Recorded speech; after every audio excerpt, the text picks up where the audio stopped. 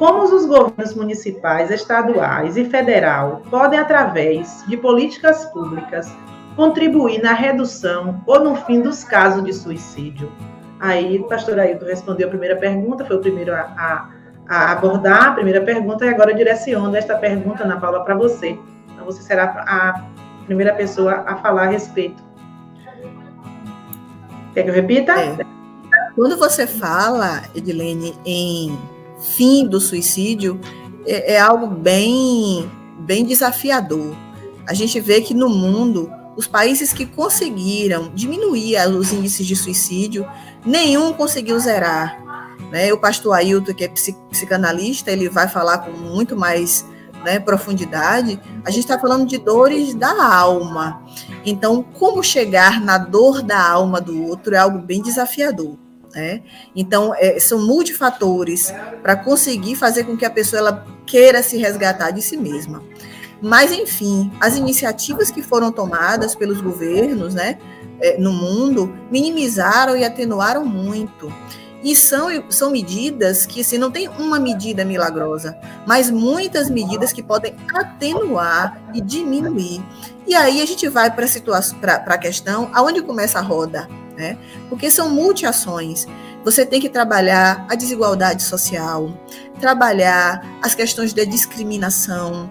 Então, são fatores que estão enraizados e que o processo de educação, ao meu ver, vai ser um dos fatores primordiais. Quando você educa uma sociedade, quando você educa cidadãos, você de alguma forma está abrindo o leque para que ele consiga enxergar um mundo melhor, possibilidades, perspectivas, vontade de viver. Então, quanto maior a desigualdade, maiores também as probabilidades de sofrimento. Então, a gente vai para a fome. Lógico que o indivíduo passando fome, um indivíduo que tem todas as restrições, você pensar, ele vai ter mais probabilidade, lógico, de cometer um ato contra a própria vida. E a gente vai para os governos a nível de quê? Que medidas os governos estão tomando a nível municipal, federal, para minimizar? Qual é a qualidade hoje do ensino que é dado a essas crianças, que amanhã serão adultos que irão estar inseridos no mercado de trabalho, para ser um profissional que vai trazer para casa boas condições de vida, né? Se a gente pensar nas escolas, quem é o professor que hoje está sendo colocado em sala de aula? Qual é o preparo que ele tem emocional para cuidar da criança que está ali sendo educada, já trazendo de casa todas as dificuldades de violência, de abuso que se possa imaginar. Então, quem é o professor que está ali? Não é? Qual é a estrutura que aquela criança tem a nível de saneamento básico, alimentar? Se a gente parar para pensar na estrutura dos próprios CAPs, que é um programa fantástico, assim como o SUS, será que os CAPs hoje estão adequados para receber esses pacientes, essas pessoas que necessitam desse aporte? Né? Será que no CAPS você vai ter o psicanalista, você vai ter o psicólogo, você vai ter o psiquiatra, né? Fora o próprio processo de educação da sociedade, que é promover na população que necessita a instrução, o falar sobre, né? As pessoas têm muito preconceito ainda em procurar um psiquiatra, em procurar um analista. Então, são problemas que estão enraizados e que o poder público, se quiser, pode fazer muito a nível de desmistificar, a dar um aporte, pessoas que não têm condição de comprar uma medicação, né, para poder fazer o tratamento. Então, poder pode muita coisa, poder público pode muita coisa.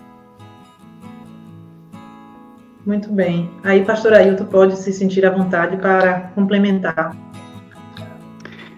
Justamente, a Ana Paula traz essa compreensão em relação, a priori, da educação, e que penso ser o lugar fundamental para, com certeza, diminuir e muito os índices de suicídio.